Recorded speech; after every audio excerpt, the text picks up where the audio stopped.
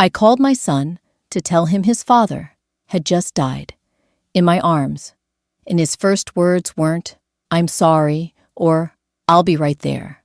They were, "Mom, it's Jessica's birthday party tonight. Can this wait until tomorrow? Can this wait until tomorrow?" Those 6 words shattered something inside me that I didn't even know could break. I was standing in our bedroom, still wearing the yellow dress Robert had complimented that morning, still feeling the warmth leaving his fingers as I held his hand through those final moments. The hospice nurse was quietly packing her equipment in the corner, and I was trying to hold myself together long enough to make the call I'd been dreading for months. Robert had fought pancreatic cancer for 8 brutal months. 8 months of chemo, false hopes, and watching the strongest man I'd ever known fade away, pound by pound. That Tuesday afternoon, he squeezed my hand one last time, looked into my eyes with that gentle smile that had melted my heart for 45 years, and whispered, "I love you, Maggie girl." Then he closed his eyes and was gone, just like that. The man who had built our entire world with his bare hands, who had worked 16-hour days so we could give our son every opportunity, was gone. My hands were shaking as I dialed David's number. I had practiced what I would say, but when I heard his voice, the words tumbled out broken and raw. "David, your father just passed. He went peacefully, sweetheart. I need you to come home." There was a pause, not the pause of grief or shock, but the pause of someone checking their calendar. Then came that response that still echoes in my head at night. Jessica's birthday party was more important than his father's death. Not even, "Let me call you back," or "Give me a minute to process this." Just pure, cold calculation about whether mourning his father would interfere with his wife's celebration. I stood there in stunned silence, the phone pressed against my ear, listening to David explain how they'd already paid for catering, how Jessica had been planning this party for months, how surely I understood that people were expecting them. He promised he'd come by first thing Thursday morning to discuss funeral arrangements like we were scheduling a business meeting.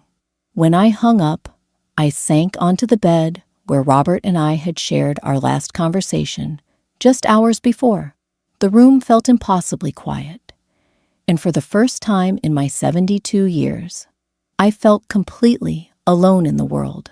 Not just because I'd lost my husband, but because I realized that the son I'd raised, the boy I'd sacrificed everything for, saw his father's death as nothing more than an inconvenience. That night, while David was presumably singing happy birthday to Jessica, I sat vigil with Robert's body until the funeral home arrived. I held his hand and made him a promise that I never imagined I'd need to make. I promised him that I wouldn't let anyone take advantage of my grief, and I wouldn't let his life's work be disrespected by people who saw it as nothing more than their inheritance. If I'd known what David was already planning, I would have made that promise a lot sooner. Let me tell you about the life Robert and I built together, because understanding what we created makes what happened next even more heartbreaking. We met in 1978 when we were both 24, 2 young immigrants with nothing but hope and calloused hands. Robert had come from Taiwan with his engineering degree and $37 in his pocket. I'd arrived from Hong Kong with a head for numbers and dreams bigger than my grandmother's tiny apartment in Chinatown. We fell in love over late-night shifts at a dim sum restaurant where we both worked second jobs. Robert would fix the broken equipment while I balanced the books, and we'd share leftover dumplings at 2 a.m., planning our future in whispered English mixed with Mandarin. We got married 6 months later in a ceremony that cost us $83 and felt like the richest day of our lives. David was born 2 years later, and from the moment he opened his eyes, he became our entire universe. Robert worked construction during the day and delivered newspapers at dawn, while I cleaned office buildings at night, all so we could save enough to open our first restaurant. We called it Golden Dragon, and it was just 8 tables in a strip mall, but it was ours. Robert cooked, I managed the front, and baby David slept in a crib behind the register. For 25 years, we poured everything into building our little empire. 1 restaurant became 3, then 5. We bought rental properties, invested carefully, and lived modestly while our bank account grew. Every decision was made with David's future in mind. Private school, violin lessons, summer camps we couldn't afford, but somehow managed. When he wanted to go to business school, we paid the $40,000 tuition without hesitation.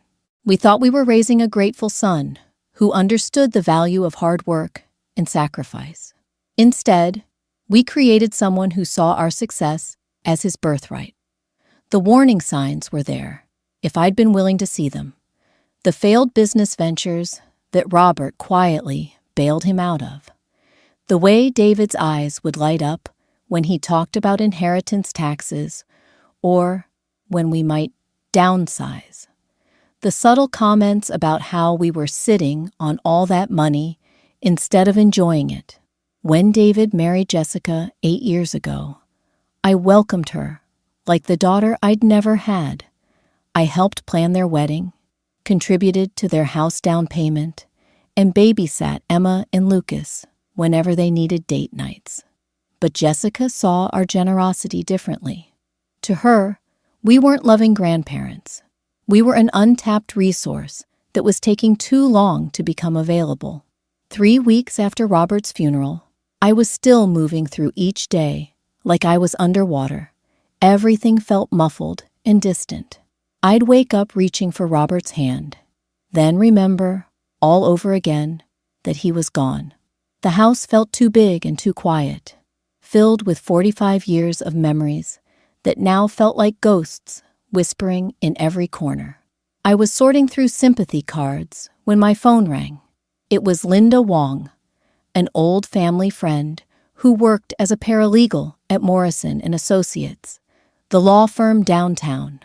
Her voice was careful, almost hesitant, when she spoke. "Maggie, I probably shouldn't be calling you about this, but I think you need to know. David and Jessica were here yesterday morning, meeting with one of our elder law attorneys." My stomach dropped. Elder law? They were asking about conservatorship proceedings, specifically how to have someone declared mentally incompetent so they can manage their finances. Linda paused, and I could hear her choosing her words carefully. "Maggie, they brought medical records. They're building a case against you." I sank into Robert's chair, the sympathy cards scattered across my lap. "What kind of medical records?" "They had documentation of your blood pressure medication, the anxiety pills Dr. Martinez prescribed after Robert's diagnosis, and they're claiming these prove you're not capable of making sound financial decisions. They even mentioned that you've been acting confused since Robert died." Acting confused. I'd been grieving, not confused. There's a difference between mourning your husband of 45 years and losing your mental capacity. But apparently, David and Jessica didn't see it that way. The betrayal hit me in waves. While I was planning Robert's funeral, choosing flowers he would have loved, and writing thank you notes for casseroles I couldn't bring myself to eat, my own son was plotting to steal everything Robert and I had built together. Every time David had called to check on me in those 3 weeks, he wasn't checking on my emotional well-being. He was gathering evidence for his case. But the real knife to my heart came 2 days later when Emma, my 16-year-old granddaughter, accidentally revealed the full scope of their plan. She'd stopped by after school, something she'd been doing more often since Robert died. And while we were making cookies, she casually mentioned something that made my blood freeze. "Mom said we might need to help you move soon," Emma said, not looking up from the chocolate chips she was arranging.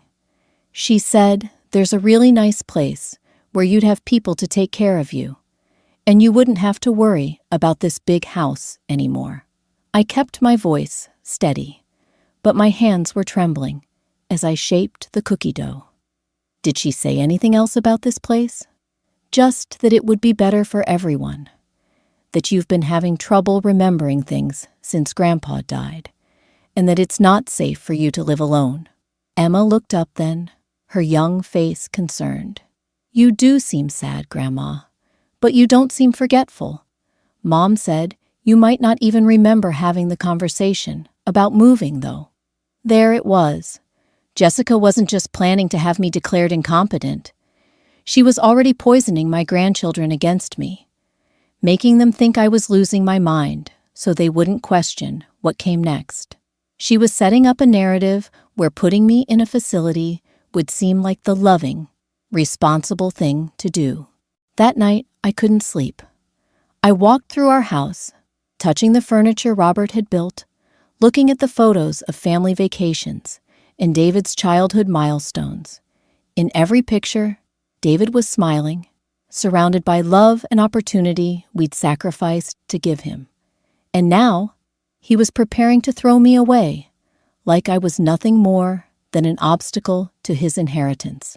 The final confirmation came when David showed up at my door 3 days later, unannounced, carrying a glossy brochure for Sunset Manor Assisted Living. That night, after David left with his assisted living brochure and his practice speech about what's best for everyone, I sat in Robert's leather recliner until dawn. The house felt different now, like the walls themselves had heard David's words and were somehow contaminated by them. Every corner held memories of the son I thought I knew, and now those memories felt like lies. I pulled out our old photo albums, the ones with the magnetic pages that had yellowed over the decades. There was 2-year-old David, taking his first steps in our tiny apartment, reaching for Robert with chubby arms and pure joy on his face.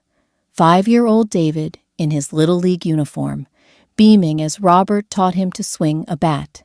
10-year-old David at his first piano recital, scanning the audience until he found us in the front row, his face lighting up when we waved. When had that sweet boy, who used to crawl into our bed during thunderstorms, become a man who could look me in the eye and suggest I needed to be put away? When had love turned into calculation? I remembered the sacrifices with crystal clarity now. Robert working double shifts when David wanted to go to summer camp with his friends instead of helping at the restaurant. Me sewing David's Halloween costumes by hand because he was embarrassed by the cheap store-bought ones other kids wore. The year we canceled our anniversary trip to Hawaii because David's college application fees and SAT prep courses cost $3,000. We told ourselves we were investing in his future, building his character through opportunity. Instead, we'd apparently taught him that our money was his money, that our comfort was negotiable, and that our love came with a guaranteed payout. The cruelest part wasn't even the money. It was the timing. Robert had been gone less than a month, and David was already making moves to erase me from the life we'd built together, while I was still finding Robert's reading glasses in random places and crying over his coffee mug. David was meeting with lawyers and touring assisted living facilities. I thought about Robert's final months, how he'd grown quieter about David's visits. I'd attributed it to the cancer, to how illness changes your perspective on things. But now I wondered if Robert had seen something I'd missed. There had been moments when Robert would watch David with this strange, sad expression, especially when David would make comments about how we were sitting on all this money, or when he'd casually mention inheritance taxes at family dinners. Robert's last coherent conversation with me played in my head like a broken record. He'd grabbed my hand with surprising strength and said, "Maggie girl, promise me something. Don't let anyone take advantage of your kindness. You've spent your whole life taking care of everyone else. When I'm gone, you take care of yourself first." At the time, I thought he was worried about me being lonely, about strangers trying to scam a grieving widow. I never imagined he was warning me about our own son. Sleep wouldn't come, so I walked through our house in the dark, touching surfaces Robert had touched, sitting in chairs where we'd planned our future. I ended up in the kitchen, where we'd shared thousands of early morning conversations over coffee, where we'd made every major decision of our marriage. The silence was deafening. As the sun rose, painting the kitchen in soft gold light, something hardened inside me. Not anger exactly, but something colder and more determined. I thought about David's confident smile when he'd handed me that brochure, how he'd already spoken to several lovely facilities and assured me that the transition would be smooth. He'd been so certain I would just go along with it, that grief had made me weak and pliable. But grief hadn't made me weak. It had stripped away my illusions and shown me exactly who was standing beside me and who was circling like a vulture. And Robert's final gift to me might have been more than just his love. It might have been preparation for this exact moment. The next morning, I decided to tackle Robert's home office, something I'd been avoiding since the funeral. His desk still smelled like his cologne and the peppermints he always kept in the top drawer. I'd been putting off this task because touching his things felt like saying goodbye all over again. But something was pulling me toward that room. Robert had been meticulous about paperwork, filing everything in labeled folders with his engineer's precision. I started with the obvious files: insurance policies, bank statements, the will we'd updated 5 years ago. But tucked behind his tax records, I found a manila folder that made my heart stop. It was labeled Family Protection Plan in Robert's careful handwriting, and the date on it was from just 2 years ago. Inside were documents I'd never seen before. The first was a revised will, signed and notarized, completely different from the one I remembered. But more shocking was what came next: an irrevocable family trust document, thick with legal language, establishing something called the Chen Family Security Trust. According to the papers, Robert had quietly moved 80% of our assets into this trust, with me listed as the sole trustee. My hands shook as I read further. The trust protected our money from creditors, lawsuits, and apparently from inheritance challenges. David was listed as a beneficiary, but only for a specific amount: $50,000 plus Robert's personal effects. Everything else, the restaurants, the rental properties, the investment accounts, was secured under my complete control. But the real revelation was the sealed envelope attached to the trust documents, marked for Maggie, read privately. Inside was a letter in Robert's handwriting that took my breath away. "My dearest Maggie," it began, "if you're reading this, I'm gone, and you've discovered what I hoped you'd never need to find. Over the past 2 years, I've watched our son change in ways that break my heart. The business failures I bailed him out of weren't just bad luck. They were reckless decisions made by someone who expected our money to always be there to catch him." Robert went on to detail things I'd never known: how David had asked him for loans multiple times without telling me, how Jessica had specifically asked Robert about our estate timeline and whether we'd considered simplifying our assets for tax purposes. How David had suggested, more than once, that we were too old to manage so much property and should let him help us with our finances. I've seen the way Jessica looks at our house, like she's already redecorating it, Robert wrote. I've heard David calculate inheritance taxes at the dinner table, like he's planning a shopping trip. I hope I'm wrong about what I suspect, but if I'm not, this trust will protect you from having to choose between your financial security and your love for our son. The letter ended with a phone number for Harold Brennan, Robert's attorney, and a simple instruction. Call Harold immediately. He knows everything and will help you understand your options. You're stronger than you know, Maggie girl. Don't let anyone convince you otherwise. I sat in Robert's chair, holding his final gift to me, and realized my husband had been 3 steps ahead of everyone.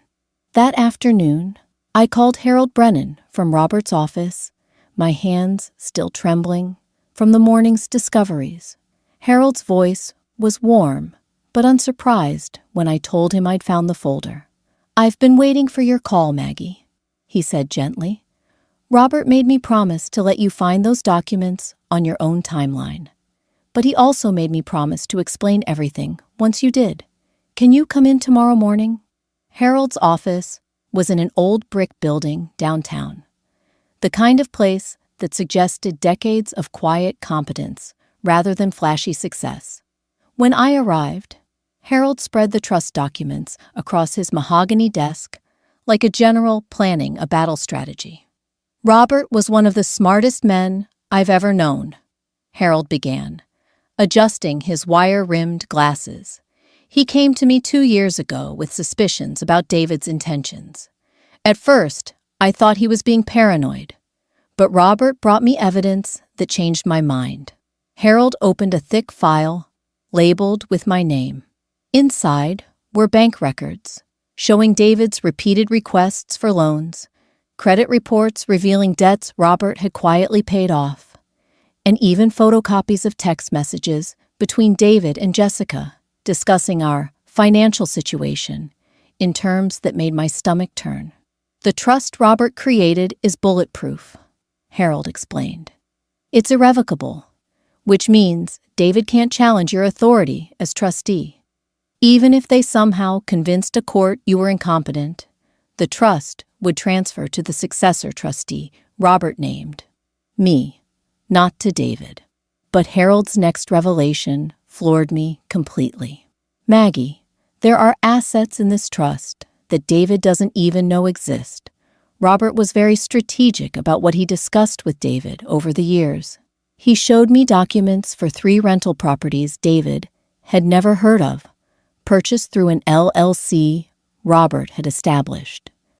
There was also a business investment account that had grown to over $400,000.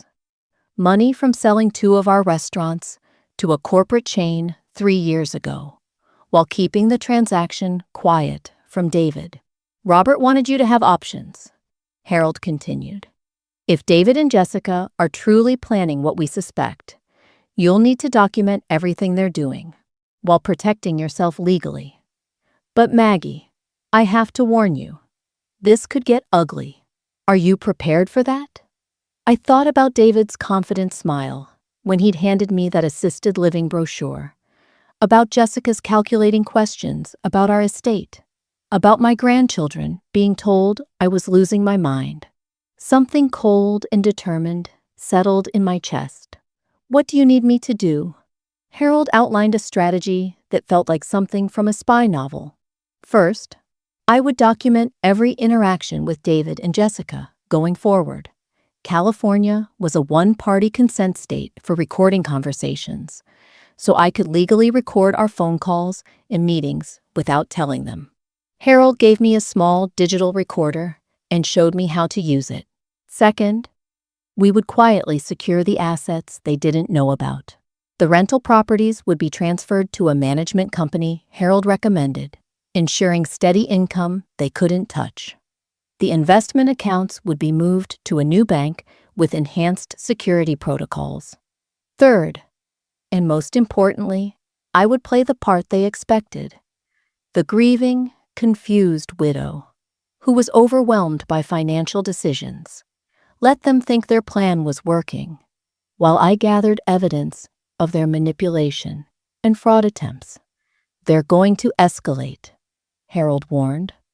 When subtle manipulation doesn't work, people like this usually try more aggressive tactics. They might threaten to keep your grandchildren from you, or spread rumors about your mental state, or even file false reports claiming you're in danger.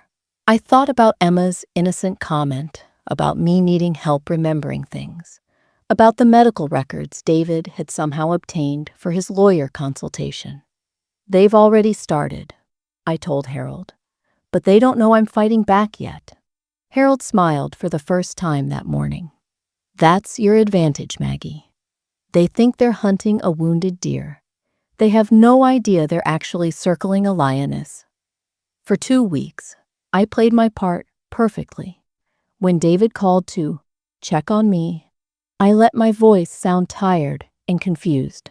When Jessica stopped by with more assisted living brochures, I thanked her for thinking of my future, while the digital recorder in my pocket captured every manipulative word.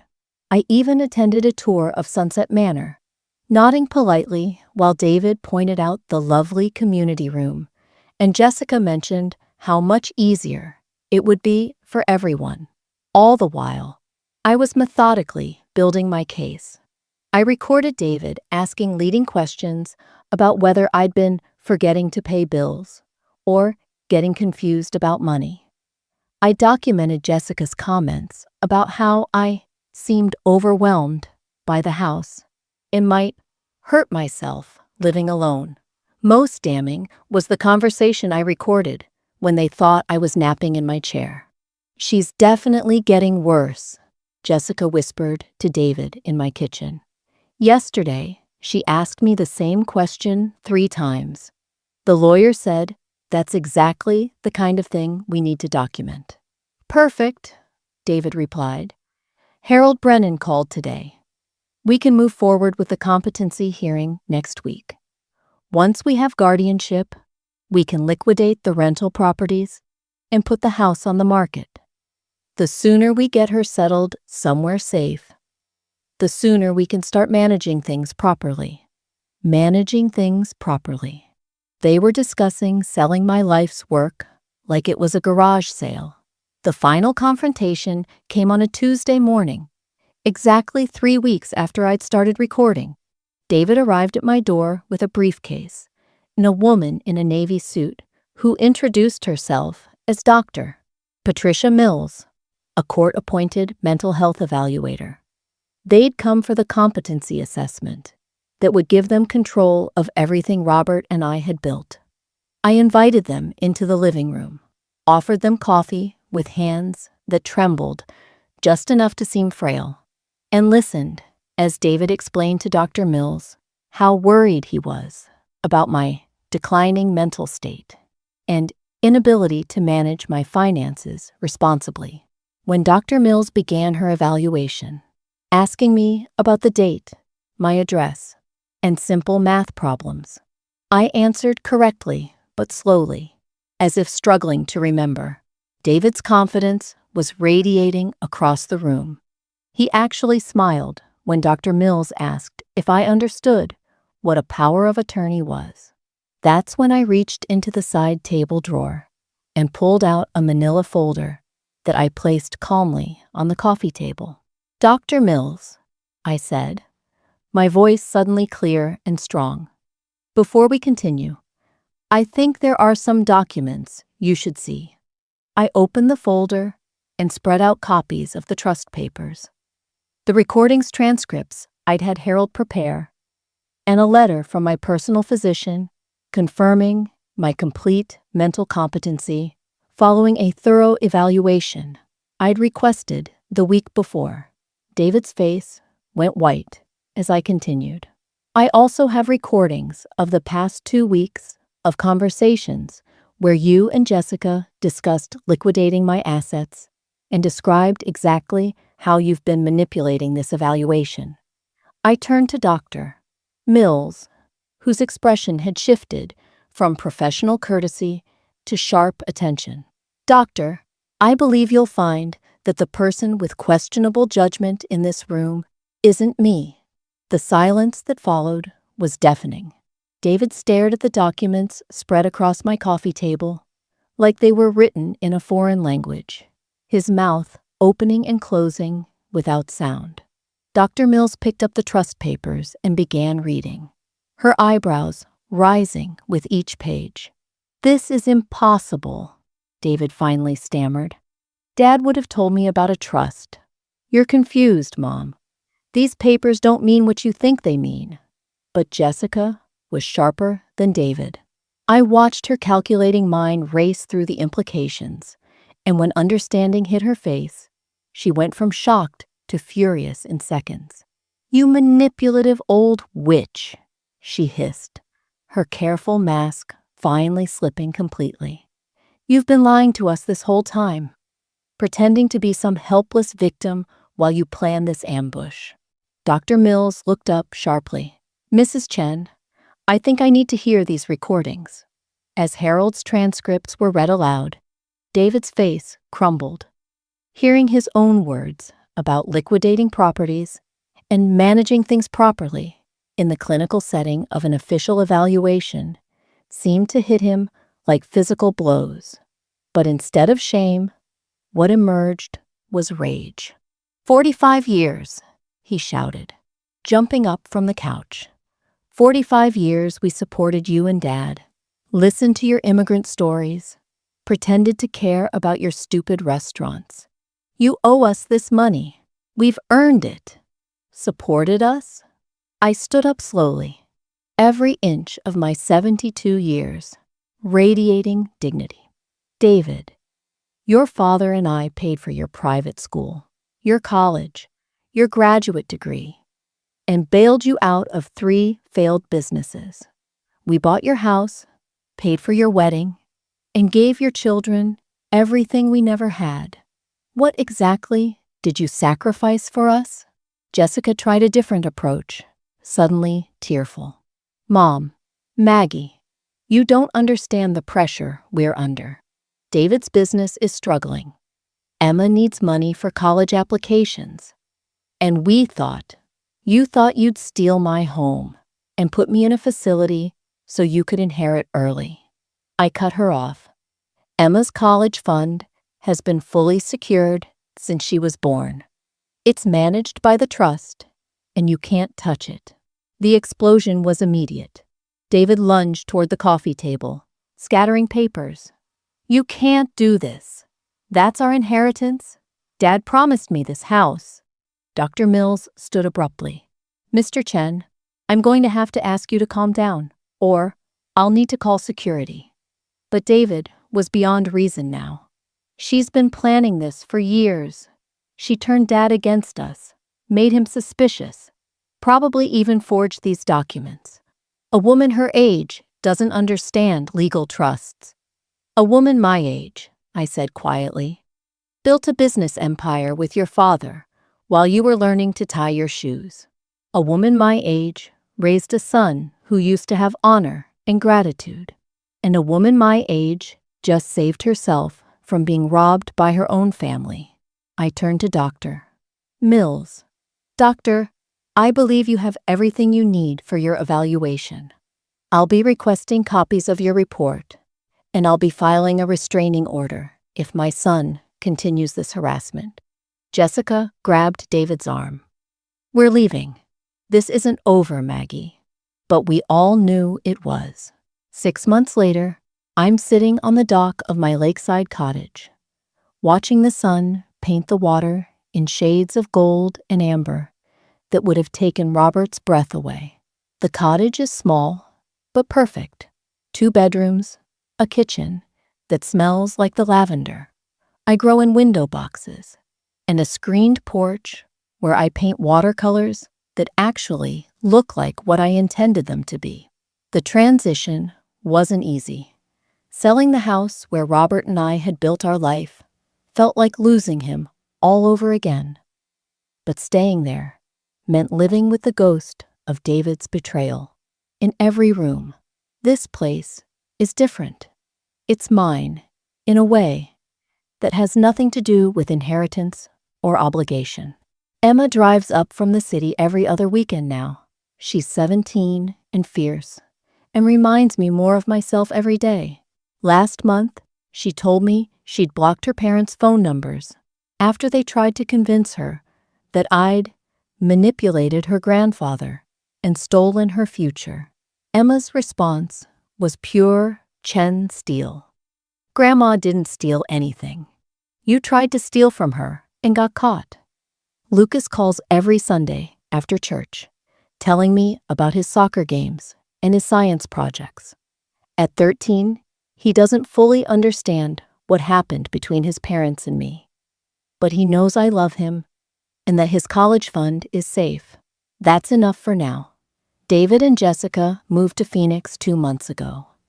Their marriage is reportedly struggling under the weight of lost expectations and mounting debt. I wish I could say I felt sorry for them, but mostly I feel relieved that they're someone else's problem now. The restaurants are thriving under new management. The rental properties generate steady income that I'll never need to worry about. Most importantly, Emma and Lucas's futures are secure in ways David never could have provided. Harold stops by occasionally for coffee and legal updates. He's become more friend than attorney, and sometimes we sit on this dock talking about Robert's wisdom in protecting me from a betrayal he saw coming long before I did. As tonight's sunset fades, my phone buzzes with a text from Emma. Grandma, I got into Stanford. Full scholarship, plus your trust fund, means I can study anything I want. Thank you for fighting for us. I smile and look up at the first stars appearing over the water. We did it, Robert, I whisper to the evening sky. We protected what really mattered. The cottage is quiet, except for the gentle lap of water against the dock. For the first time in decades, the silence doesn't feel empty. It feels like peace